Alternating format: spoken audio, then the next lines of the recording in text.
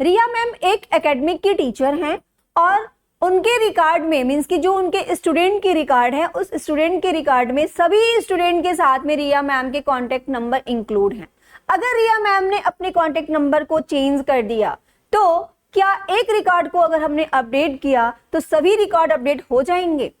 ये पॉसिबल है कि सभी रिकॉर्ड अपडेट हो जाएंगे। एक रो में अगर हमने चेंज किया तो सभी रो में क्या चेंज हो जाएंगे?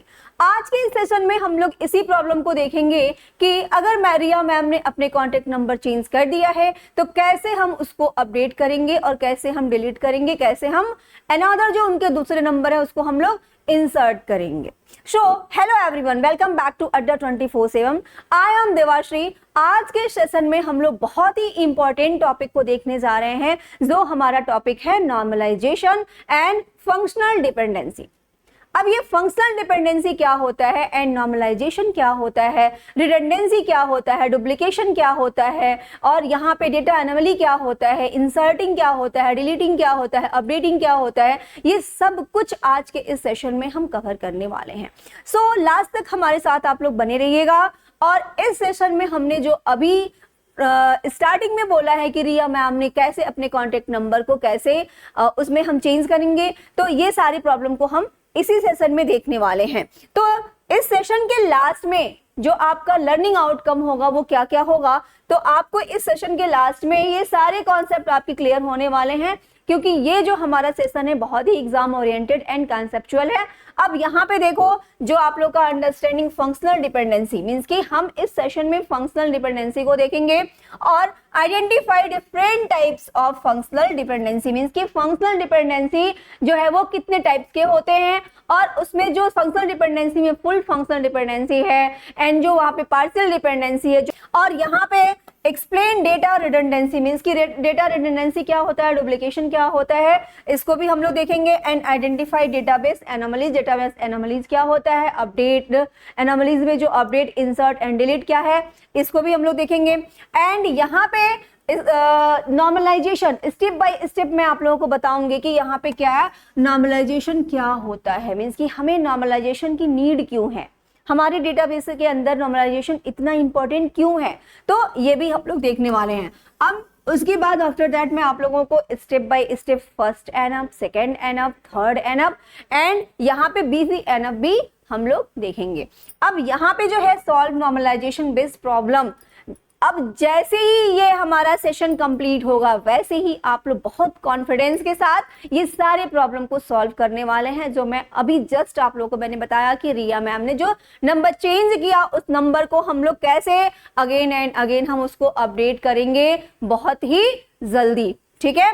तो इस सेशन के लास्ट में हम इस प्रॉब्लम को भी सॉल्व करेंगे जो रिया मैम की प्रॉब्लम थी कि जो उनके स्टूडेंट के साथ में रिकॉर्ड में जो मेंटेन नहीं हो पा रहा था, तो उस प्रॉब्लम को भी आप लोग इस सेशन के एंड में बहुत ही फास्ट तरीके से, स्मार्ट तरीके से आप लोग इसको भी सॉल्व करने वाले हैं। तो हमारे साथ एंड तक बने रहना, जिसमें आप लोगों को functional dependency and redundancy and anomalies and normalisation, first NF, second NF, third NF और बेसिक एनएफ के बारे में बहुत ही अच्छे से और इजी कॉन्सेप्ट के साथ में आप लोगों को हम बताने वाले हैं। अगर कहीं से भी कोई डाउट होता है तो आप लोग अपने रजिस्टर पे, जो बच्चे रजिस्टर लेके बैठे हुए हैं उस पर नोट डाउन करते जाएंगे एंड जो लैपटॉप के साथ बैठे हुए हैं अपने लैपटॉप में नोट डाउन करते जाएंगे। मैं आप लोगों के सेशन के लास्ट में सारे बच्चों का डाउट क्लियर करने वाली हूँ। वैसे तो देखो डाउट होने ही वाला नहीं है, मैं इतनी इजी और इतनी स्मार्ट और इतने सिंपल तरीके से आप लोगों को एक्सप्लेन करने वाली हूँ ना कि कोई भी कहीं से भी कोई प्रॉब्लम आने वाला ही नहीं है। बट फिर भी अगर कोई डाउट है तो हम है ना, टेंशन की क्या बात है, फिर अगर कोई डाउट होता है तो हम उसको और भी इजी से इजी तरीके से एक्सप्लेन करने की कोशिश करेंगे ताकि हमारे बच्चों को सारा ही कुछ अच्छे से समझ में आए। हम यहाँ पे आए हैं आपके लिए और आपका पढ़ना, आपका समझना, आपका जानना हमारे लिए बहुत ही जरूरी है, ठीक है। सो हम विदाउट डिले स्टार्ट करते हैं कि जो हमने आप लोगों से अभी प्रॉमिस किया कि हम इस सेशन में ये सारी चीजों को कंप्लीट करेंगे और आप लोगों का लर्निंग आउटकम ये होने वाला है। तो हम स्टार्ट करते हैं यहाँ पे जो है, सबसे पहले हम लोग स्टार्ट करते हैं कि why do we need normalisation, हमें नॉर्मलाइजेशन की नीड क्यों है। सबसे पहले तो हम लोग ये देखते हैं कि हमें यहाँ पे नॉर्मलाइजेशन की नीड क्यों है। अब पहले तो ये समझना है कि नॉर्मलाइजेशन होता क्या है, फिर उसके बाद हम देखेंगे कि नॉर्मलाइजेशन की नीड क्यों है। तो अगर हमारे डेटाबेस के अंदर जो रिडंडेंसी की प्रॉब्लम आ रही है, जो डुप्लीकेशन की प्रॉब्लम आ रही है, अब अगर एक ही हमारा जो डेटाबेस है, एक ही रिकॉर्ड हमारा रिपीट हो रहा है, बार बार रिपीट हो रहा है, तो उससे क्या है कि हमारे डेटाबेस के अंदर इंटीग्रिटी जो है इंप्रूव नहीं हो पाएगी।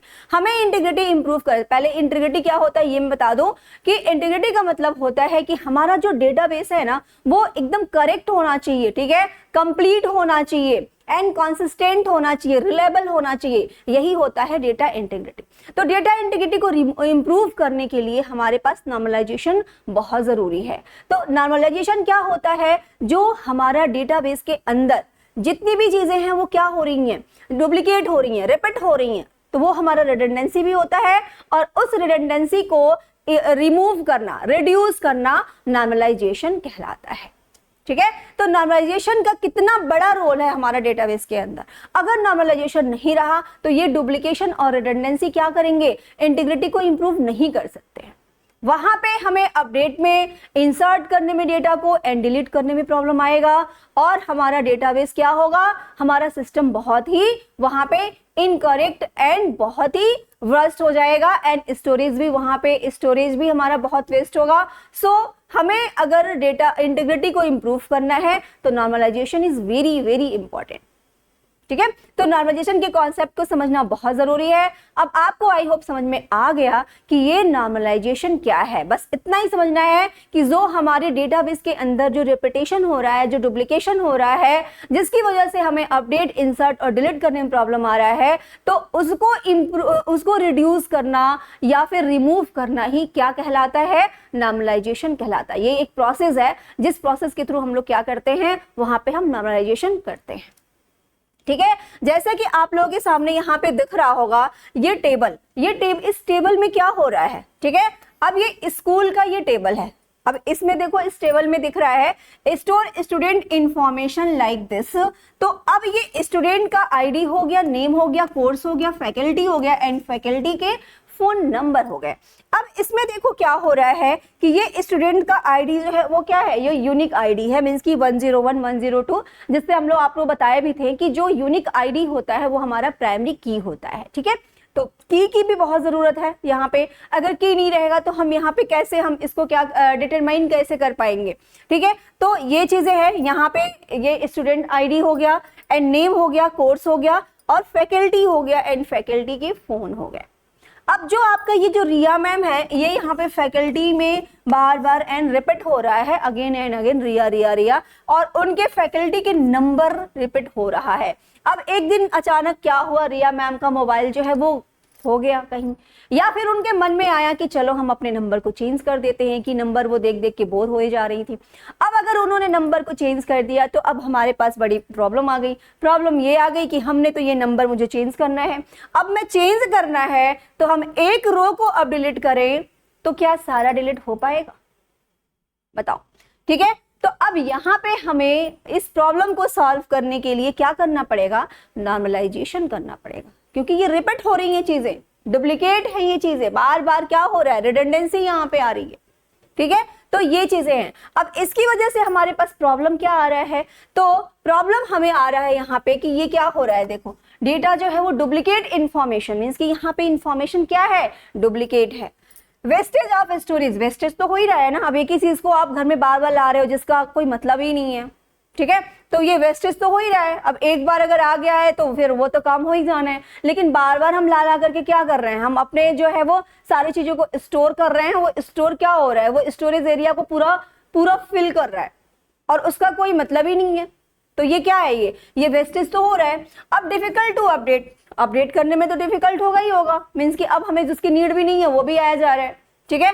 तो डिफिकल्ट, अब हाई चांस ऑफ एरर भी आएगा, ठीक है। तो अब यहाँ पे जो क्वेश्चन बनता है कि can we organise this database more efficiently, मतलब हमें अपने डेटाबेस को मेंटेन करने के लिए, सेंट्रलाइज करने के लिए, मीन्स कि हमें अपने डेटाबेस को क्या करना है भाई, मोर इफिशिएंटली करने के लिए क्या करना पड़ेगा, नॉर्मलाइजेशन करना पड़ेगा।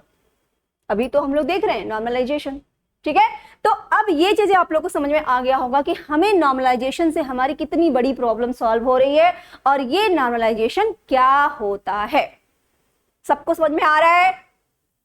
ग्रेट। चलो, हमारे स्टूडेंट बहुत ग्रेट हैं, बहुत जल्दी समझ में आता है, बहुत चीजों को वो कैच कर लेते हैं। हम एक चीज बताते हैं तो हमारे स्टूडेंट 2 एक्स्ट्रा सीख जाते हैं। ठीक है, ये क्वालिटी है हमारे स्टूडेंट में। चलो, अब यहाँ पे हम देखते हैं व्हाट इज फंक्शनल डिपेंडेंसी। अब ये हमने अभी तक क्या समझा? नॉर्मलाइजेशन समझा। ठीक है, अब ये नॉर्मलाइजेशन अगर हमें समझ में आ गया है तो अब हम क्या समझेंगे? Functional dependency. ये फंक्शनल डिपेंडेंसी क्या होता है मैम?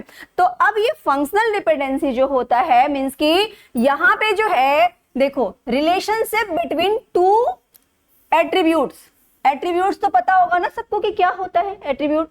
ठीक है, अब यहाँ पे 2 attribute where 1 attribute uniquely determines another. ठीक है, जो एट्रीब्यूट का मतलब जैसे आप लोग जो स्टूडेंट आईडी लिख रहे हो, अब ये स्टूडेंट आईडी हो गया, स्टूडेंट सब्जेक्ट आईडी हो गया, ये क्या है? ये आपके एट्रीब्यूट्स से तो है। जो आप टेबल क्रिएट कर रहे हो वो टेबल क्या है? वो एक टेबल है। और डेटाबेस क्या है? मल्टीपल टेबल्स का जो कॉम्बिनेशन है वो हमारा डेटाबेस है।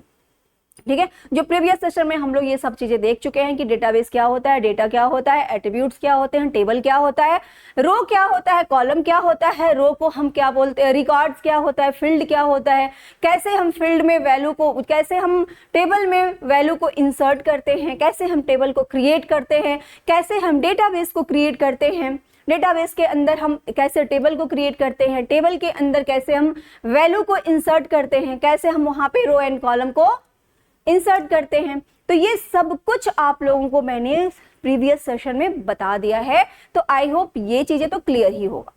अब यहाँ पे जो हमारा टॉपिक है वो टॉपिक क्या है? यहाँ पे टॉपिक है हमारा फंक्शनल डिपेंडेंसी। अब ये फंक्शनल डिपेंडेंसी में क्या है कि जो एट्रीब्यूट है वो क्या है? Where 1 attribute uniquely determine another, मतलब कि वो दूसरे एट्रीब्यूट्स पे क्या है? यूनिकली वो क्या है? डिटरमाइन। ठीक है, डिपेंडेंट है। मींस कि आपका ये हो गया फंक्शनल डिपेंडेंसी, मींस कि वो डिपेंडेंट है। ठीक है, अब यहाँ पे डिपेंडेंट है कैसे? अब ये देखो, ए जो है वो बी, ये किसको डिटरमाइन कर रहा है? ठीक है, ए जो डिटरमाइन कर रहा है किसको? बी को। मींस कि if we know A we can determine B. कर रहा है ना? ठीक है, क्योंकि ये सिंबल लग चुका है भाई, ये जो सिंबल लग चुका है आप इसको समझना है आपको कि ये क्या है? ये फंक्शनल डिपेंडेंसी है। जैसे अगर हमने यहाँ पे लिख दिया कि स्टूडेंट आईडी, हमने यहाँ पे क्या लिख दिया? Student ID. ठीक है, हमने यहाँ पे लिख दिया स्टूडेंट आईडी। अब ये स्टूडेंट आईडी को हमने यहाँ पे लगा दिया ये सिंबल, और हमने यहाँ पे क्या लिख दिया? हमने यहाँ पे लिख दिया स्टूडेंट नेम। अब ध्यान से देखना है आप लोगों को कि कहीं भी अगर इस तरह से आप लोगों को सिंबल दिख रहा है और कहीं भी इस तरह से अगर आप लोगों को एट्रीब्यूट्स दिख रहा है तो ये क्या है? यही आपका हो गया फंक्शनल डिपेंडेंसी। ये समझ में आ जाना चाहिए कि ये क्या है? ये आपका फंक्शनल डिपेंडेंसी है। तो फंक्शनल डिपेंडेंसी को हमें बहुत ही ध्यान से देखना है।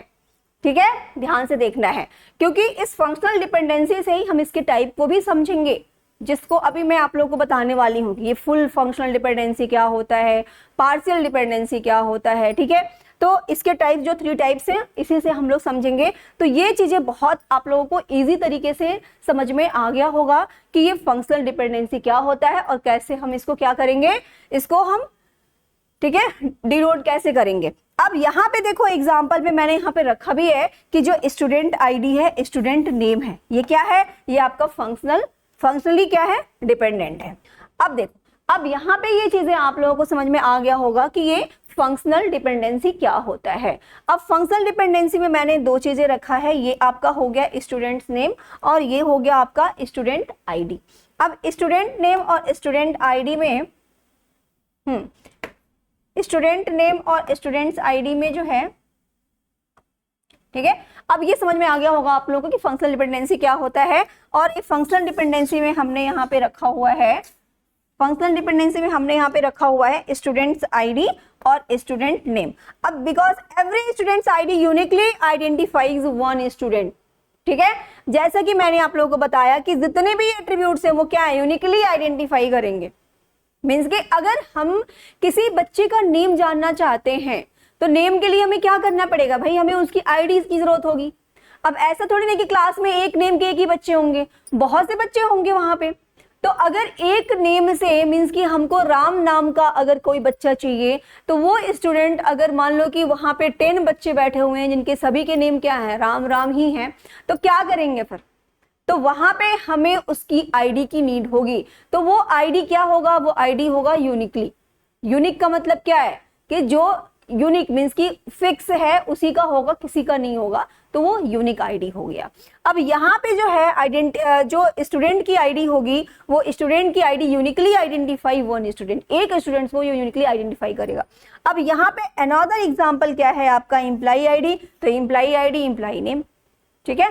तो ये आपका हो गया फंक्शनल डिपेंडेंसी, मीन्स कि हमें डिपेंड तो रहना ही पड़ेगा, क्योंकि अगर आप डिटरमाइन कर रहा है तो फिर हमें डिपेंडेंट तो रहना ही रहना है, that is called functional dependency. I hope सबको समझ में आ गया होगा कि ये फंक्शनल डिपेंडेंसी क्या होता है। अब यहाँ पे देखो types of functional dependency. Functional dependency की टाइप्स क्या हैं, तो जैसा कि मैंने आप लोगों को बताया था कि फुल फंक्शनल डिपेंडेंसी। अब ये फुल फंक्शनल डिपेंडेंसी क्या है, तो फुल का मतलब ही समझ में आ जाता है आप लोगों की भाई पूरा ही होगा, इतनी चीजें तो क्लियर हो गई होंगी। तो अगर ये फुल फंक्शनल डिपेंडेंसी है मींस कि जितने भी यहाँ पे हैं यूनिकली जो आइडेंटिफाई कर रहे हैं वो क्या है, ये यहाँ पे जितने भी हैं, जैसे आपका यहाँ पे स्टूडेंट आईडी हो गया, सब्जेक्ट आईडी हो गया। तो अब अगर मुझे यहाँ पे जो टेबल है इसमें स्टूडेंट्स की आईडी है, सब्जेक्ट की आईडी है और मार्क्स है। अब अगर मुझे मार्क्स फाइंड आउट करना है तो हमें पता होना चाहिए ना स्टूडेंट का आईडी क्या है, और अगर स्टूडेंट की आईडी पता चल गया तो हमें वहां पे सब्जेक्ट का भी तो आईडी पता होना चाहिए ना, क्योंकि हमें क्या फाइंड आउट करना है, हमें मार्क्स फाइंड आउट करना है। तो मार्क्स के लिए तो सब्जेक्ट का भी तो आईडी पता होना चाहिए, क्योंकि पता चले कि हम मैथ्स का हमें मार्क्स दिख रहा है और वो मार्क्स किसका है, वो आपका हो गया है इंग्लिश का।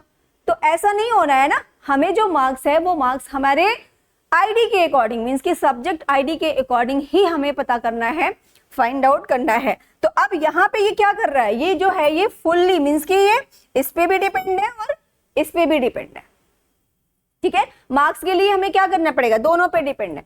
तो ये आपका हो गया फुल फंक्शनल डिपेंडेंसी, मीन्स कि जो कि हम क्या है फुल फंक्शनल, जो फुल्ली हम डिपेंडेंट है दोनों पे, ठीक है। अब यहाँ पे आ गया आपका पार्शियल डिपेंडेंसी। अब पार्शियल डिपेंडेंसी में क्या होता है, जैसा कि आप लोग जानते हैं पार्शियल मतलब क्या, हाफ।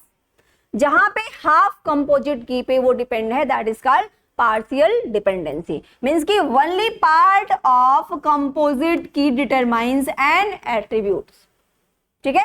तो अब यहाँ पे क्या है कि जैसे स्टूडेंट्स की आईडी है और स्टूडेंट का नेम है। अब अगर स्टूडेंट की आईडी, जैसे अब ये एग्जांपल है जिसमें आपका स्टूडेंट का आईडी भी है और सब्जेक्ट आईडी भी है और क्या है स्टूडेंट का नेम है।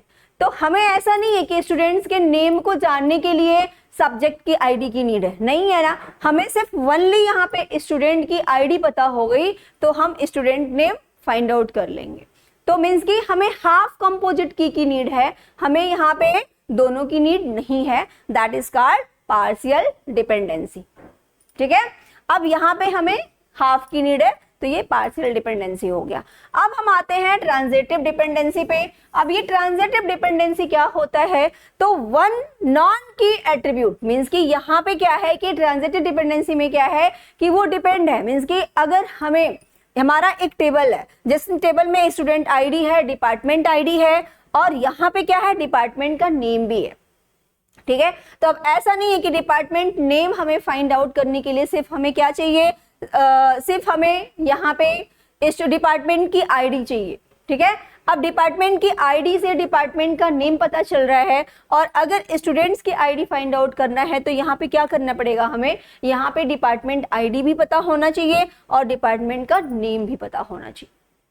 मीन्स कि ये क्या है, ये एक दूसरे से देखो, ये एक दूसरे पे ये डिपेंड है, ठीक है। तो ये क्या हो गया, ये यहाँ पे ट्रांजिटिव डिपेंडेंसी हो गया, किसी एक से यहाँ पे काम नहीं होने वाला है, यहाँ पे हमें तीनों को मींस कि जितने भी यहाँ पे एट्रीब्यूट्स हैं वो क्या है, देखो वन नॉन की एट्रीब्यूट डिटरमाइंस अनदर, दूसरे को वो क्या कर रहे हैं, डिटरमाइन कर रहे हैं, that is called transitive dependency. ये होता है आपका ट्रांजिटिव डिपेंडेंसी होता है, ठीक है। It is clear to all. अब इस सेशन में आप लोगों को समझ में आ गया होगा कि पार्शियल डिपेंडेंसी क्या होता है और ट्रांजिटिव डिपेंडेंसी क्या होता है और फुल फंक्शनल डिपेंडेंसी क्या होता है। अब हम समझते हैं यहाँ पे थोड़ा सा आगे की टॉपिक्स को क्लियर करने से पहले मैंने कुछ यहाँ पे एमसीक्यूज रखा हुआ है, इसलिए रखा है कि जो आपका लर्निंग आउटकम है ना, थोड़ा उसको क्या किया जाए कि और स्ट्रांग बनाया जाए। मीन्स कि इस एमसीक्यूज से आप लोगों को समझ में आएगा कि आपका जो लर्निंग हो रहा है वो स्मार्ट तरीके से, उसमें कुछ प्रैक्टिस हो रहा है कि नहीं हो रहा है, कुछ समझ में आ रहा है कि नहीं आ रहा है। तो उसको समझ में आने के लिए, अपने कॉन्सेप्ट को क्लियर करने के लिए ये कुछ जो यहाँ पे रखा हुआ है एमसीक्यूज को, उसको सॉल्व करते हैं। आपको रिप्लाई करना है, रिप्लाई अगर नहीं करेंगे गलत ही करो बट करो। जब तक आप रिप्लाई नहीं करोगे, जब तक आप आंसर नहीं दोगे, तो आपका लर्निंग प्रोसेस जो है वो ना वो कंप्लीट नहीं होगा। ठीक है, तो हमें अपने लर्निंग को इंक्रीज करने के लिए, इनहेंस करने के लिए स्मार्ट तरीके से प्रैक्टिस बहुत जरूरी है। तो हम ये देखते हैं कि अभी तक हम लोगों ने जो भी पढ़ा वो कुछ भी समझ में आया कि नहीं आया। अब यहाँ पे जो फर्स्ट क्वेश्चन है उसको ध्यान से पढ़ेंगे कि विच नोटेशन रिप्रेजेंट, मतलब कौन सा नोटेशन जो है वो रिप्रेजेंट करता है फंक्शनल डिपेंडेंसी को। तो अभी जस्ट हमने आप लोगों को बताया था कि फंक्शनल डिपेंडेंसी के लिए हमें क्या करना है, हमें यहाँ पे इस सिंबल को नहीं भूलना है। सबसे पहली बात कि इस सिंबल को नहीं भूलना है, और दूसरी बात यह है कि हमारा जो है एट्रीब्यूट होना चाहिए। ठीक है, मीन्स कि हमारे पास 2 एट्रीब्यूट तो होना ही चाहिए ना, जिससे कि हम यहाँ पे इसको शो करा पाए। तो अब हमें देख लेना है कि हमारे इस ऑप्शन में कहीं इस तरह का कुछ है क्या। ठीक है, तो ये आपको मिल गया कि A डिटरमाइन B। अब यहाँ पे ये क्या है, ये करेक्ट हो गया ऑप्शन। ठीक है, ये क्या कर रहा है, ये फुल डिपेंडेंट है। मीन्स कि अब यहाँ पे फंक्शनल, सॉरी फुल डिपेंडेंट नहीं, फंक्शनल डिपेंडेंसी। समझ में आया? तो अब यहाँ पे ये फंक्शनल डिपेंडेंसी हो गया। अब नेक्स्ट क्वेश्चन जो हमारा है क्वेश्चन 2, इसमें देखो क्या कह रहा है कि which dependency requires the complete composite की। मीन्स कि कौन सा यहाँ पे डिपेंडेंसी जो है वो उसको क्या रिक्वायर्स द कंप्लीट कंपोजिट की। मैंने आप लोगों को बताया था कि जहाँ पे हाफ कंपोजिट की हो रहा है वहां पे वो क्या है, वो पार्शियल डिपेंडेंसी है, और जहाँ पे फुल कंपोजिट की हो रहा है वो क्या है, वो फुल डिपेंडेंसी, मीन्स की फुल फंक्शनल डिपेंडेंसी है। ठीक है, तो यहाँ पे आपका क्या हो जाएगा, फुल हो जाएगा, पार्शियल नहीं होगा, क्योंकि पार्शियल के लिए हमें हाफ कंपोजिट की नीड होती है, और यहाँ पे ये फुल हो गया। अब यहाँ पे जो है वो आपका नेक्स्ट क्वेश्चन है क्वेश्चन थर्ड। क्वेश्चन थर्ड में दिया है कि student ID determine student name is. ये क्या हो जाएगा, ये आपका फंक्शनल डिपेंडेंसी है। अभी जस्ट हम लोगों ने यहाँ पे फंक्शनल डिपेंडेंसी को देखा, बस वही फंक्शनल डिपेंडेंसी, यहाँ पे सिर्फ एट्रीब्यूट्स के नेम चेंज हो गए हैं। यहाँ A और B था, यहाँ पे स्टूडेंट आईडी और स्टूडेंट नेम है। तो it is clear to all. आप लोगों को समझ में आ रहा है? चलो, अब यहाँ पे जो है which dependency causes second NF violation. अब सेकेंड एनएफ, अभी आप लोगों को मैंने first NF, second NF and third NF पढ़ाया ही नहीं है, इसलिए अभी तो ये आपको समझ में भी नहीं आ रहा है। बट सेकेंड एनएफ जो वायलेशन होता है उसमें आपका पार्शियल डिपेंडेंसी होता है। अभी आगे आप लोग समझ में आएगा जब आगे के हम आप लोगों को first NF, second NF and third NF पढ़ाएंगे। तो और ऐसे ही एक सेम क्वेश्चन है यहाँ पे, which dependency causes third NF violation. तो थर्ड एनएफ में आपका ट्रांजिटिव डिपेंडेंसी होता है। ठीक है, मैं ये वायलेशन का मतलब होता है कि रूल्स जो फॉलो नहीं करते हैं, मीन्स कि रूल्स का जो हम वहां पे उल्लंघन करते हैं, दैट इज कॉल्ड वायलेशन। ठीक है, अभी मैं आप लोगों को फर्स्ट एनएफ और सेकेंड एनएफ थर्ड एनएफ पढ़ाएंगे, तो इससे आप लोग खुद उसके आंसर आप लोग खुद दोगे, खुद रिप्लाई करोगे। अब हम आ जाते हैं कि डेटा रिडंडेंसी पे। डेटा रिडंडेंसी क्या होता है, अभी जस्ट मैंने आप लोगों को कुछ देर पहले ही बताया था कि डेटा रिडंडेंसी होता है मीन्स की डुप्लीकेशन, रेपिटेशन। जहां पे डेटा का डुप्लीकेशन हो रहा है, जहां रेपिटेशन हो रहा है, इस पूरे सेशन में हम लोग यही देख रहे हैं। ठीक है, वही आपका क्या है, डेटा रिडंडेंसी है। डेटा रिडंडेंसी है, बस ये डेटा रिडंडेंसी मीन्स होता है storing the same information multiple time. Multiple time क्या हो रहा है कि सेम इंफॉर्मेशन को मल्टीपल टाइम उसको स्टोर कर रहे हैं। ठीक है, अब इसकी वजह से प्रॉब्लम्स क्या क्या आ रहा है। प्रॉब्लम्स तो मैं आपको पहले ही बता चुकी हूँ कि प्रॉब्लम्स क्या आ रहा है, लेकिन फिर भी मैं बताती हूँ कि यहाँ पे क्या हो रहा है कि मोर स्टोरेज मीन्स कि हमें मोर स्टोरेज की नीड हो रही है। यहाँ पे प्रॉब्लम आ रहा है डेटा इनकॉन्सिस्टेंसी का। मैंने भी जस्ट बताया कि कॉन्सिस्टेंट नहीं हो पा रहा है, मीन्स की कॉन्सिस्टेंसी नहीं बन पा रही है डेटा में। कॉन्सिस्टेंसी क्या होता है कि जहां पे हमारा डेटा क्या हो, मीन्स की हमारा जो डेटा का जो वो है वो सही हो। ठीक है, मीन्स की कंप्लीट हो, करेक्ट हो, कंसिस्टेंट हो। कंसिस्टेंट का मतलब क्या होता है कि हमारा जो डेटा है वो एक कॉन्सिस्टेंट वे में रखा जाए। कॉन्सिस्टेंट वे का मतलब होता है कि हमारा एक ही जगह परफेक्ट सारी चीजें हमें मिल जाए, ठीक है, एक सिस्टम, एक मैनेज फॉर्म में, ठीक है, ये होता है कॉन्सिस्टेंट, ठीक है। डिफिकल्ट होता है मेंटेन करने में, मीन्स कि अगर रिडंडेंसी है तो फिर डिफिकल्ट तो होगा ही होगा, ठीक है। जैसे आपका ये है, मैंने अभी जस्ट ये टेबल आप लोगों को पहले भी दिखाया था और अभी ये भी आपका एक एग्जांपल है जो डेटा रिडंडेंसी का ही है, जो फैकल्टी का नेम अपीयर हो रहा है रेपिटेडली, मीन्स कि बार बार वो क्या हो रहा है, वो वहां पे अपीयर हो रहा है, ठीक है। तो आई थिंक आप लोग को रिडंडेंसी समझ में आ गया होगा। अब यहाँ पे हम लोग देखते हैं कि डेटाबेस एनोमलीज। डेटाबेस एनोमलीज क्या होता है? अब यहाँ पे ये problem due to redundancy, means कि रिडंडेंसी की वजह से क्या प्रॉब्लम आ रहा है, तो प्रॉब्लम यही आ रहा है डेटाबेस एनोमलीज, जिसमें आप लोग का होता है इंसर्शन, डिलीशन और अपडेशन, जिसमें आपका क्या होता है अपडेट, इंसर्ट एंड डिलीट, ठीक है। अपडेट एनोमली में क्या होता है, जो चेंज कर रहे हो, जैसे अगर कोई भी चीज अपडेट कर रहे हैं वहां पे क्या हो रहा है, वहां पे वो एरर आ रहा है, ठीक है, अपडेट नहीं हो पा रहा है, समझ में आया। अब इंसर्ट में क्या हो रहा है, इंसर्ट करना है कुछ, हो रहा है कुछ, ठीक है, तो ये हो गया आपका इंसर्ट एनोमली। डिलीट में क्या हो रहा है, हमें डिलीट करना है स्टूडेंट्स का, हो रहा है किसका, टीचर का, मतलब साथ में, ठीक है। तो इस तरह से प्रॉब्लम यहाँ पे क्रिएट होता है, अब मेंटेन करने में बहुत डिफिकल्ट हो जाता है। ये होते हैं डेटा एनोमलीज, ठीक है। अब अगर क्वेश्चन आता है डेटा एनोमलीज का और अगर आपको ये 3 ऑप्शन मिलते हैं, इंसर्ट, अपडेट एंड डिलीट, तो आप लोग क्या करोगे, आप लोग टिक लगाओगे। इसके अलावा अगर वहां पे कुछ आता है तो आप लोग उस पर क्या करोगे, फिर नहीं करोगे टिक। अब यहाँ पे देखो, वाई नॉर्मलाइजेशन, मीन्स कि हमें नॉर्मलाइजेशन की आवश्यकता क्यों है, क्यों हमें, हमारा नॉर्मलाइजेशन हमारा जो है वो क्या हेल्प कर रहा है, इसकी हेल्प से हमारी क्या प्रॉब्लम सॉल्व हो रहे हैं, अब हम ये देखते हैं। तो यहाँ पे रिमूव रिडंडेंसी मीन्स कि बहुत जरूरी है, ठीक है, जो कि ये बहुत ही जरूरी है। आप लोगों को ये सब कुछ समझ में आ गया होगा कि क्यों ये जरूरी है, इसका नीड इतना, नीड क्यों है, ये नीडफुल इतना क्यों है, ठीक है, इंपॉर्टेंस इसका क्यों है इतना। तो ये रिमूव रिडंडेंसी मीन्स कि जो ये रिपीट हो रही हैं चीजें, तो वो क्या होंगी, वो रिमूव हो जाएंगे। अब एलिमिनेट एनोमलीज, जो एलिमिनेट मतलब एनोमलीज जिस जहां हमें डेटा को इंसर्ट करने में प्रॉब्लम आ रहा है, अपडेट करने में प्रॉब्लम आ रहा है, डिलीट करने में प्रॉब्लम आ रहा है, तो हमें उसको एलिमिनेट तो करना पड़ेगा ना। अगर नहीं करेंगे तो हम एक सेंट्रलाइज फॉर्म में, एक मैनेज फॉर्म में हम कैसे रख पाएंगे अपने डेटाबेस को। डेटाबेस का मतलब ही होता है कि हमारा डेटाबेस क्या हो, करेक्ट हो, कंप्लीट हो, कंसिस्टेंट हो, रिलायबल हो। तो हमें कंसिस्टेंट और रिलायबल बनाने के लिए, हमें कंप्लीट करने के लिए, करेक्ट करने के लिए तो क्या करना पड़ेगा भाई, हमें यही करना पड़ेगा, रिमूव करना पड़ेगा रिडंडेंसी को, हमें एलिमिनेट करना पड़ेगा एनोमलीज को, हमें यहाँ पे इंप्रूव करना पड़ेगा डेटा इंटीग्रिटी को, ठीक है। अब हमें यहाँ पे सेव करना पड़ेगा स्टोरेज स्पेस को, हमें यहाँ पे सिंप्लीफाई करना पड़ेगा डेटाबेस मेंटेनेंस को, ठीक है। तो ये सब कुछ हमारा किसकी वजह से पॉसिबल है, नॉर्मलाइजेशन की वजह से। ये आप लोग अपने माइंड में बहुत अच्छे से कैप्चर कर लेना कि नॉर्मलाइजेशन क्या होता है और इससे किस प्रॉब्लम को हम सॉल्व कर रहे हैं। डेटाबेस के अंदर ये प्रॉब्लम बहुत ही आता है और इस प्रॉब्लम का सॉल्यूशन क्या है, नॉर्मलाइजेशन ही है, ठीक है। तो आई थिंक आप लोगों को ये समझ में आ गया होगा। अब यहाँ पे देखो आपका अनऑर्गेनाइज टेबल, यहाँ पे देखो एक वेल स्ट्रक्चर्ड डेटाबेस, ठीक है। अगर अनऑर्गेनाइज जो टेबल बनेगा तो वो क्या होगा, वहां पे नॉर्मलाइजेशन नहीं होगा, नहीं होगा ना। और अगर वेल स्ट्रक्चर्ड डेटाबेस है तो वो क्या है, वो नॉर्मलाइजेशन है वहां पे, समझ में आया। अब यहाँ पे हम लोगों को देखना है फर्स्ट एनएफ क्या होता है, सेकेंड एनएफ क्या होता है, थर्ड एनएफ क्या होता है और बीसीएनएफ क्या होता है, ठीक है। आई होप ये चीजें आप लोगों को क्लियर हो गया होगा। उसके पहले हम लोग देखते हैं यहाँ पे कुछ प्रैक्टिस करते हैं, कुछ क्वेश्चंस को।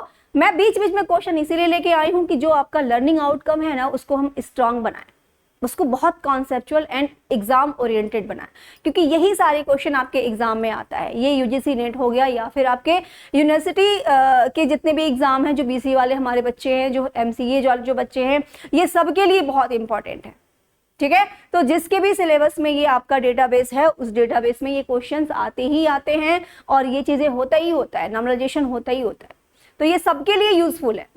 तो यहाँ पे चलो प्रैक्टिस करते हैं, क्वेश्चन नंबर फर्स्ट पे आते हैं। अब हम लोग क्वेश्चन नंबर फर्स्ट को पढ़ेंगे और इसका आंसर आप लोगों को देना है।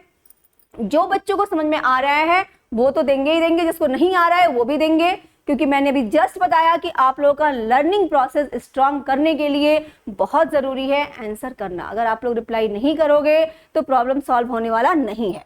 अब यहाँ पे normalisation is use to, normalisation जो है वो यूज होता है तो इंक्रीज रिडंडेंसी। अब ये देखो भाई, नॉर्मलाइजेशन अभी मैंने जस्ट पढ़ा, ये क्या कर रहा है, रिडंडेंसी को इंक्रीज कर रहा है, नहीं कर रहा है। ये इंक्रीज डुप्लीकेशन, डुप्लीकेशन बोलो या रिडंडेंसी बोलो, बोथ आर सेम, बस ये वर्ड चेंज है, ठीक है। रिड्यूस रिडंडेंसी, अभी मैंने जस्ट बताया कुछ देर पहले आप लोगों को कि क्या कर रहा है, ये रिड्यूस कर रहा है किसको, रिडंडेंसी को, ठीक है, रिमूव कर रहा है, रिड्यूस कर रहा है। अगर ये वर्ड आता है रिमूव का, रिड्यूस का, तो आप लोग आंख बंद करके क्या करना, टिक लगा देना, ठीक है। अब डिलीट रिकॉर्ड, ये डिलीट नहीं कर रहा है भाई, ये गलत है, ठीक है। अब क्वेश्चन नंबर सेकंड पे आते हैं। अब क्वेश्चन नंबर सेकंड तो वहां है, हम लोग इसी को पढ़ लेते हैं। क्वेश्चन थर्ड आई थिंक 2 बार हो गया है, चलो कोई बात नहीं। अब deleting a record causes loss of important information, this is, अब deleting a record causes loss of important information, ये क्या है, मैंने आप लोगों को अभी जस्ट बताया था, ये डिलीट एनोमली है। मैंने अभी एनोमली में आप लोग को इंसर्ट, अपडेट एंड डिलीट बताया था, और यहाँ पे भी ये क्वेश्चन सेम हो गया है, ठीक है। सॉरी गाइस, ये यहाँ पे क्वेश्चन सेम हो गया है। चलो अब नेक्स्ट टाइम से हम ध्यान रखेंगे पीपीटी क्रिएट करते समय कि सेम ना हो। अब यहाँ पे क्वेश्चन जो है वो 4 है। क्वेश्चन 4 में क्या है, नॉर्मलाइजेशन इंप्रूव। नॉर्मलाइजेशन क्या इंप्रूव कर रहा है, तो यहाँ पे नॉर्मलाइजेशन जो है storage wastage wrong, duplication wrong, data integrity, मैंने जस्ट भी बताया कि डेटा इंटीग्रिटी क्या होता है, तो डेटा इंटीग्रिटी होता है जहां पे हमारा डेटा जो है वो क्या है, कंप्लीट है, करेक्ट है, रिलायबल है और कंसिस्टेंट है, that is called data integrity. तो ये डेटा इंटीग्रिटी को क्या कर रहा है, इंप्रूव कर रहा है, ठीक है। तो यहाँ पे ये क्वेश्चन जो है आंसर इसका करेक्ट हो गया। चलो अब which anomaly occurs while updating duplicate records, means कि कौन सा जो एनोमली है वो occurs while updating duplicate record, तो आपका यहाँ पे अपडेट एनोमली हो जाएगा। अगर हमें डुप्लीकेट रिकॉर्ड्स को अपडेट करना है तो हम क्या करेंगे, अपडेट एनोमली करेंगे, ठीक है। अब यहाँ पे जो है क्वेश्चन 5 में क्या है, which is not an anomaly. यहाँ पे मैंने अभी जस्ट कुछ देर पहले बताया था कि एनोमली में अगर आपका इंसर्ट, अपडेट, डिलीट आता है तो उस पर आप लोग क्या करोगे, टिक लगाओगे। अदर में अगर कुछ आ रहा है तो अब यहाँ पे लेकिन क्वेश्चन उल्टा कर दिया है कि नहीं है, मीन्स कि नॉट एन एनोमली है, तो आप इसमें क्या करेंगे, बाइनरी में टिक लगा देंगे, ठीक है। कितना इजी क्वेश्चन है, और जो हम लोगों ने अभी जस्ट पढ़ा वही उसी से रिलेटेड है।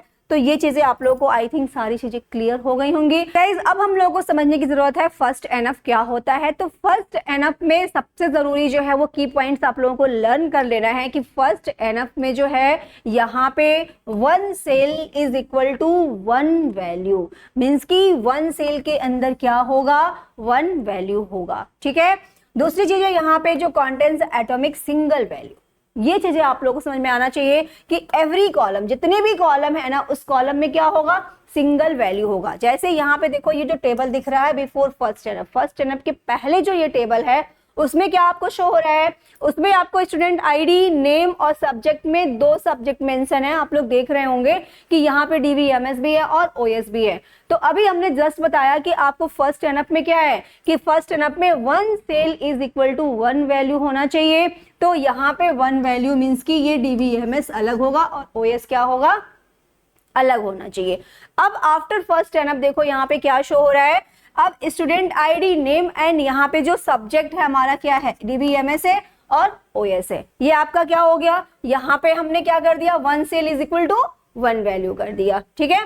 अब यहाँ पे ये चीजें आप लोगों को बहुत जरूरी है समझना कि क्वेश्चन जो आता है एमसीक्यूज में भी यही आता है कि आपको वहां पे पूछेगा कि फर्स्ट एनएफ में क्या है, तो फर्स्ट एनएफ में जो है ये ट्रिक आप लोग को याद रख लेना है। और प्लस यहाँ पे ये सिंगल जो एटॉमिक जो वैल्यू है ये आप लोग को याद रखना है कि ये कॉन्टेंट्स करता है क्या, एटॉमिक, मतलब कि सिंगल वैल्यू को, उससे छोटी अब कोई भी वैल्यू नहीं हो सकती है जो आप लोग का सिंगल वैल्यू हो गया, एटॉमिक हो गया, ठीक है। There are no repeating groups in multi value attributes, means की मल्टी वैल्यू, अब यहाँ पे रिपीटिंग ग्रुप नहीं होगा, ये भी आप लोगों को ध्यान से समझ लेना है कि फर्स्ट एनएफ में रिपीटिंग ग्रुप नहीं होगा। आई होप आप लोगों को फर्स्ट एनएफ समझ में आ गया होगा।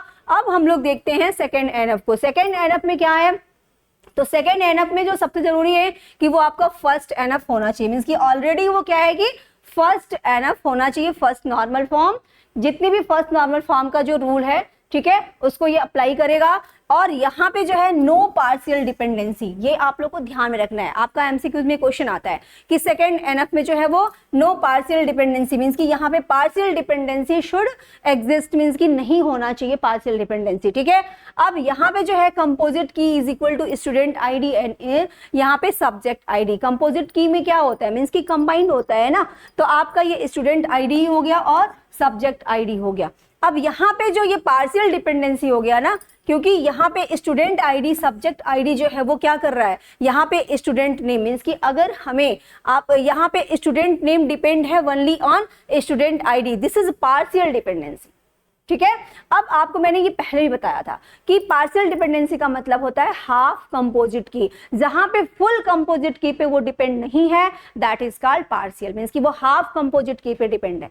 हमें अगर यहाँ पे पता करना है स्टूडेंट्स के नेम को, तो हमें स्टूडेंट्स की आईडी के थ्रू भी पता चल जाएगा। ठीक है, स्टूडेंट्स की आईडी के थ्रू ही पता चल जाएगा कि स्टूडेंट्स का नेम क्या है। अगर हमें यहाँ पे मार्क्स को पता करना है, सॉरी ये सब्जेक्ट है और ये आपका स्टूडेंट्स आईडी है। ठीक है, तो अगर हमें स्टूडेंट का नेम पता करना है तो हम यहाँ पे किसको देखेंगे, स्टूडेंट्स की आईडी को देखेंगे। अगर हमें मार्क्स का पता करना है तो हम सब्जेक्ट आईडी से ही पता कर सकते हैं मार्क्स क्या है।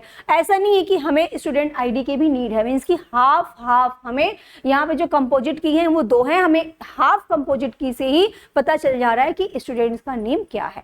तो ये आपका क्या है, ये पार्शियल डिपेंडेंसी जो हम लोग पहले देख चुके हैं। अब अगर इस टेबल को हम स्प्लिट करते हैं, तोड़ते हैं, तो ये क्या होगा, यहाँ पे दो टेबल बन गए। अब दो टेबल जो बन गए उसमें क्या बन गया, एक स्टूडेंट्स टेबल बन गया और एक मार्क्स टेबल बन गया, क्योंकि यहाँ पे हमें वही एक में इसको रखने की जरूरत ही नहीं है। जब ये इसको इससे कुछ काम ही नहीं होने वाला है तो फिर क्या है, उसको हम स्प्लिट करके अलग अलग टेबल बना दें, जहां पे हमारा क्या हो जाएगा, जहां पे हम अपडेट इंसर्ट एंड डिलीट करने में हमें कोई प्रॉब्लम ही नहीं होगा। तो अब यहाँ पे क्या हो गया कि स्टूडेंट आईडी जो है वो स्टूडेंट नेम हो गया और स्टूडेंट यहाँ पे जो है स्टूडेंट्स आईडी में स्टूडेंट नेम हो गया और यहाँ पे स्टूडेंट्स आईडी सब्जेक्ट आईडी और मार्क्स हो गया। ठीक है, तो ये हमारा यहाँ पे क्या हो गया, पार्शियल डिपेंडेंसी, यहाँ पे पार्शियल डिपेंडेंसी रिमूव हो गया, रिड्यूस हो गया। ठीक है, अब हम देखते हैं यहाँ पे सेकंड एनएफ तो मैंने पढ़ा दिया आपको, थर्ड एनएफ देखते हैं। अब थर्ड एनएफ में क्या है कि थर्ड एनएफ जो है वो रूल को अप्लाई करेगा, किसका, जो सेकंड एनएफ है, मींस की table must be in second NF. Second NF में जो है वो होना चाहिए और क्या है, नो ट्रांजिटिव डिपेंडेंसी, मींस की ट्रांजिटिव डिपेंडेंसी यहाँ पे नहीं होगा। ठीक है, मींस कि उसमें क्या था, पार्शियल डिपेंडेंसी था आपको सेकंड एनएफ में, और थर्ड एनएफ में क्या हो गया, ट्रांजिटिव डिपेंडेंसी। ये चीज आप लोगों को याद रखना है, एमसीक्यूज में क्वेश्चन आते ही आते हैं। अब यहाँ पे जो है आपका एग्जाम्पल है स्टूडेंट्स आईडी, डिपार्टमेंट्स आईडी और डिपार्टमेंट्स का नेम। ठीक है, जो मैंने अभी जस्ट आप लोगों को बताया भी था। अब इसमें क्या हो रहा है, ये डिटरमाइन कर रहा है इसको और एन इसको। ठीक है, इसीलिए तो यहाँ पे ये ट्रांजिटिव डिपेंडेंसी है। अब यहाँ पे जो है अगर ये डिपेंडेंसीज चल रही हैं, ये डिपेंडेंसी इस तरह से चल रही हैं, तो इसको हम क्या करेंगे, स्प्लिट कर दिया हमने इस टेबल को और दो टेबल बना दिया। क्या क्या, एक हो गया आपका डिपार्टमेंट टेबल और दूसरा क्या हो गया, स्टूडेंट टेबल। स्टूडेंट टेबल में क्या हो गया, स्टूडेंट्स की आईडी हो गई। ठीक है, और यहाँ पे डिपार्टमेंट टेबल में क्या हो गया, डिपार्टमेंट्स का आईडी हो गया। ठीक है, तो ये यहाँ पे थर्ड एनएफ में क्या हो गया, ये हमारा ट्रांजिटिव डिपेंडेंसी को हमने रिमूव कर दिया। अब हम आ जाते हैं यहाँ पे वीसी एनएफ पे। वीसी एनएफ में क्या है कि सबसे जरूरी है कि ये जो है ना, ये आपका फुली सुपर की होना चाहिए। मींस कि सुपर की का क्या, जो सुपर की यूनिक, बहुत ही यूनिक होता है। ठीक है, अगर टेबल में सुपर की का मतलब ही होता है कि सुपर, ठीक है, तो वो यूनिकली वो उसको आइडेंटिफाई किया जाएगा। तो यहाँ पे मस्ट बी अ सुपर की, यहाँ पे जो है बीसी एनएफ में ये बहुत जरूरी है कि ये होना ही चाहिए सुपर की। ठीक है, अब यहाँ पे देखो आपको x जो है वो डिटरमाइन कर रहा है किसको, y को, बट यहाँ पे x जो है ना वो सुपर की होना चाहिए। ये आप लोग को याद में रखना है कि ये x जो है ना वो सुपर की होना चाहिए। ठीक है, तो आई होप आप लोग को ये सारी चीजें क्लियर हो रही होंगी गाइज। कहीं भी अगर कोई भी डाउट आ रहा है तो आप लोग एंड में अपने डाउट्स को क्लियर कर लेना। अब बीसी एनएफ क्या है, एक स्ट्रॉन्गर वर्जन है ऑफ थर्ड एनएफ का, ये याद रखना है। It removes anomalies that still remain after third NF. ठीक है, थिंक आप लोगों को ये रूल याद हो गया होगा, जितना भी मैंने आप लोगों को बताया है कि फर्स्ट एनएफ में क्या होना चाहिए एंड सेकेंड एनएफ में क्या और थर्ड एनएफ में क्या होना चाहिए। ठीक है, तो आप लोगों को जो अननॉर्मलाइज्ड जो फॉर्म था, मींस की यूएनएफ था, first NF, second NF, third NF and VC NF, ये सब कुछ आप लोगों को समझ में आ गया होगा इस सेशन में। अब हम कुछ एमसीक्यूज को यहाँ पे देखेंगे, कुछ प्रैक्टिस सेट हम यहाँ पे कुछ प्रैक्टिस कराते हैं ताकि आप लोगों का लर्निंग प्रोसेस जो है वो स्ट्रांग हो। उसके पहले, प्रैक्टिस के पहले थोड़ा सा हम लोग इसको भी देखेंगे कि ये comparison of normal forms, normal form का थोड़ा कंपैरिजन भी करेंगे कि हम लोगों ने जो सीखा उससे क्या चीजें रिमूव हो रही हैं। अब यहाँ पे जो हमने सीखा फर्स्ट एनएफ, तो फर्स्ट एनएफ क्या रिमूव कर रहा है, तो रिपीटिंग ग्रुप्स, मींस कि ये क्या कर रहा है, ये ग्रुप्स को रिपीट कर रहा है, ठीक है, रिपीटिंग ग्रुप्स, सॉरी, ये यहाँ पे क्या कर रहा है, ये रिपीटिंग ग्रुप्स को रिमूव कर रहा है। समझ में आया, रिपीटिंग ग्रुप्स को क्या कर रहा है, रिमूव कर रहा है। जो अभी हम लोगों ने अभी तक जो देखा है, चलो अभी तक जो हम लोगों ने देखा है उसमें हम अभी कंपेयर करेंगे कि नॉर्मल फॉर्म को, कि नॉर्मल फॉर्म से हमने जो भी चीज सीखा वो किस चीज को रिमूव कर रहा है, उससे क्या प्रॉब्लम हमारा रिमूव हो रहा है।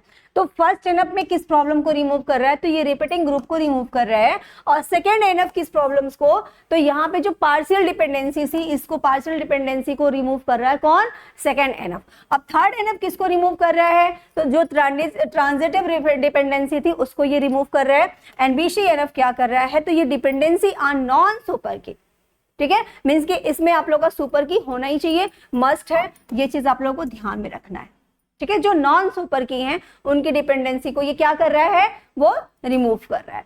अब यहाँ पे जो फ्लो चल रहा है इसका, ये फ्लो देखो, अब ये जो फ्लो था पहले हम लोगों ने क्या देखा था, जो अननॉर्मलाइज्ड फॉर्म था उसको हमने देखा, एंड फिर हमने देखा फर्स्ट एनएफ को, एंड देन हमने किसको देखा, सेकेंड एनएफ को, एंड देन थर्ड एनएफ को, एंड आफ्टर दैट लास्ट में हमने फाइनली BCNF तक पहुंच चुके हैं। और BCNF को हम लोगों ने क्या कर दिया, फिनिश कर दिया सब कुछ समझ करके। अब हम लोग एक हो गए हैं क्या, फुली कॉन्सेप्चुअल, जो भी एग्जाम ओरिएंटेड जितने भी इसमें प्रैक्टिस सेट आएंगे वो सबको हम सॉल्व करने के लायक हो चुके हैं, ठीक है। तो अब अगर हो चुके हैं लायक तो फिर क्यों देर कर रहे हैं, विदाउट एनी डिले हम लोग प्रैक्टिस सेट ही देखते हैं। तो प्रैक्टिस करनी है घर बैठ करके। अब यहाँ पे जो MCQs है, इस MCQs में विदाउट एनी डिले अब हम लोग MCQs पे आते हैं, क्योंकि अभी तक हम लोगों ने ये सारी चीजों को देख लिया। अब वही जो हमने पढ़ा हुआ है ना, और हम उस लायक हो चुके हैं कि हम इसको प्रैक्टिस कर सकते हैं, क्योंकि पढ़ चुके हैं ना। जब पढ़ चुके हैं तो प्रैक्टिस करेंगे नहीं तो कहाँ से प्रैक्टिस होगा, ठीक है। तो लर्निंग प्रोसेस को आप लोगों को इनहेंस इंक्रीज करने के लिए, अपने खुद की प्रैक्टिस बहुत स्ट्रांग बनाने के लिए ये प्रैक्टिस सेट सॉल्व करना बहुत जरूरी है। अब फर्स्ट क्वेश्चन देखो आपका आ गया, जिसमें first NF removes. First NF क्या रिमूव कर रहा है भाई, अभी तो जस्ट हम लोगों ने देखा कि फर्स्ट एनएफ क्या रिमूव कर रहा है। तो फर्स्ट एनएफ यहाँ पे रिमूव कर रहा है, क्या कर रहा है, जल्दी बताओ, जल्दी जल्दी जल्दी, रिपीटिंग ग्रुप्स को रिमूव कर रहा है, ठीक है। तो फर्स्ट एनएफ यहाँ पे रिपीटिंग ग्रुप्स को क्या कर रहा है, रिमूव कर रहा है। सेकेंड एनएफ क्या कर रहा है, तो सेकेंड एनएफ में हमारा पार्शियल डिपेंडेंसी आ गया, और थर्ड एनएफ में वो ट्रांजिटिव डिपेंडेंसी को रिमूव करता है, ठीक है। अब विच डिपेंडेंसी वायलेट सेकेंड एनएफ, तो यहाँ पे जो है पार्शियल डिपेंडेंसी है, अभी जस्ट हम लोगों ने देखा था, ठीक है, कि सेकेंड एनएफ में हमारा पार्शियल डिपेंडेंसी, थर्ड में क्या था, थर्ड में ट्रांजिटिव डिपेंडेंसी था, और फर्स्ट में क्या था, फर्स्ट में था हमारा जो रिपीटिंग ग्रुप्स, ठीक है। अब यहाँ पे हम सेकेंड एनएफ के लिए क्या रिक्वायर्स है, तो सेकेंड एनएफ में टेबल मस्ट बी, ऑलरेडी वो होना चाहिए क्या, फर्स्ट एनएफ, ठीक है। अब यहाँ पे जो atomic values are required in, atomic value मैंने भी जस्ट बताया था कि एटॉमिक का मतलब होता है सिंगल वैल्यू, और सिंगल वैल्यू हमने किसमें बताया था, फर्स्ट एनएफ में बताया था। तो फर्स्ट एनएफ में हो गया। ऑलराइट गाइज, इतनी चीजें आई होप आप लोगों को क्लियर हो रहा होगा। अगर नहीं समझ में आ रहा है तो जो भी जिसके भी डाउट है उस डाउट को भी मैं और भी सिंपल से सिंपल तरीके से समझाने की कोशिश करूंगी, क्योंकि हमारा काम है आपको समझाना, और अगर हमसे जितना हो पा रहा है मैं पूरा ही कोशिश करूंगी कि आप लोगों को सारी चीजें बहुत ही ईजिली और बहुत सिंपल तरीके से, स्मार्ट तरीके से हम क्लियर करें, कि आप लोग अपने एग्जाम में जितने भी क्वेश्चन है उस क्वेश्चन को फोड़ के आए, सारे क्वेश्चन को बहुत, ठीक है, एनर्जी के साथ में उसको फोड़ के आए। तो ये सारी चीजें आज हमने जो बताया है उससे तो बहुत लोग हैं जो बहुत से क्वेश्चन को फोड़ेंगे। तो बैठ करके जितने भी क्वेश्चन है वो क्वेश्चन को आप लोग सॉल्व करेंगे इससे रिलेटेड। जहां भी समझ में नहीं आएगा वहां कमेंट के द्वारा हमसे पूछना कि मैम इस चीज में प्रॉब्लम हो रहा है, हम उसको बहुत ही ईजी एंड सिंपल तरीके से समझाने की कोशिश करेंगे। अब यहाँ पे देखो थर्ड एनएफ क्या कर रहा है, थर्ड एनएफ रिमूव कर रहा है। अभी मैंने आप लोगों को जस्ट बताया कि थर्ड एनएफ क्या रिमूव कर रहा है भाई, तो थर्ड एनएफ अगर सेकंड एनएफ में पार्शियल डिपेंडेंसी है तो थर्ड एनएफ क्या, ठीक है, जो ट्रांजिटिव डिपेंडेंसी है उसको क्या कर रहा है, ये थर्ड एनएफ रिमूव कर रहा है। अब यहाँ पे BCNF के लिए क्या रिक्वायर्स है, तो भाई वहां पे क्या होना चाहिए, सुपर की, मस्ट बी सुपर की। अब यहाँ पे डिटरमाइन शुड बी सुपर की, मीन्स कि यहाँ पे क्या होना चाहिए, यहाँ पे सुपर की होना चाहिए, ठीक है। अब यहाँ पे which dependency violate third NF, third NF में क्या था, अब जो डिपेंडेंसी थी वो कौन सी डिपेंडेंसी थी, अभी जस्ट मैंने आपको बताया ट्रांजिटिव डिपेंडेंसी। जो ट्रांजिटिव डिपेंडेंसी था वो किसमें था, थर्ड एनएफ में था। अब यहाँ पे देखते हैं BCNF is stronger than, BCNF तो स्ट्रॉन्गर है ना, उसके पहले हम लोगों ने क्या पढ़ा था, उसके पहले हम लोगों ने थर्ड एनएफ पढ़ा था, तो वो थर्ड एनएफ से क्या है, वो स्ट्रॉन्गर है। अब यहाँ पे विच normal form is the strictest among these, तो यहाँ पे वही है ना भाई, BCNF ही तो है, क्योंकि BCNF में क्या है, BCNF में सुपर की होना ही चाहिए। इससे आप लोग समझ जाना कि ये क्या है, स्ट्रिक्टेस्ट अमॉन्ग दीज, सभी से बहुत ही स्ट्रिक्ट है, ठीक है। तो इसलिए आपको BCNF पे आग बंद करके टिक लगा ही देना चाहिए। अब इस प्रैक्टिस सेट से बहुत सारी चीजें आप लोगों को क्लियर हो रहा होगा। अब यहाँ पे जो मेमोरी ट्रिक है, मीन्स कि आप लोगों के लिए मैंने बहुत इजी से इजी ट्रिक लाया है कि कहीं से कुछ भी अगर उठा लो ना तो भूलने वाला नहीं है। जो मैंने इतना इजी से इजी कॉन्सेप्ट से मैंने आप लोगों को क्लियर किया है कि कहीं से भी कुछ भी अगर आप लोग उठाओगे तो भूलने वाला नहीं है, और इससे आप लोगों को बहुत सारे क्वेश्चन में प्रैक्टिस करते समय बहुत सारे क्वेश्चन में हेल्प मिलेगा, ठीक है। अब यहाँ पे आप लोग को समझने की जरूरत है कि मैंने आप लोग को बताया था कि जो फर्स्ट एनएफ है, फर्स्ट एनएफ में क्या था, 1 cell is equal to 1 value, ठीक है, 1 cell is equal to 1 value. आप लोग को वो टेबल याद रख लेना है। मैम ने बताया था 2 सब्जेक्ट था जिसमें आपका DBMS था, OS था, ये इंग्लिश मैथ ले लो, तो इंग्लिश मैथ एक साथ नहीं होना चाहिए, अलग अलग होना चाहिए। मीन्स कि फर्स्ट जो एक सेल होगा, एक सेल में एक ही वैल्यू होगी, वही आपका क्या है, फर्स्ट एनएफ है, ठीक है, जहाँ पे आपको रिपीट नहीं करना है, ग्रुपिंग नहीं करना है। अब यहाँ पे सेकेंड एनएफ में क्या है कि यहाँ पे सेकेंड एनएफ में पार्शियल डिपेंडेंसी नहीं होना चाहिए, ठीक है। पार्शियल डिपेंडेंसी क्या है, सेकेंड एनएफ का है। सेकेंड एनएफ में पार्शियल डिपेंडेंसी क्या मीन्स कि हाफ कंपोजिट की वहाँ पे वो जो डिपेंड होते हैं, that is called partial dependency.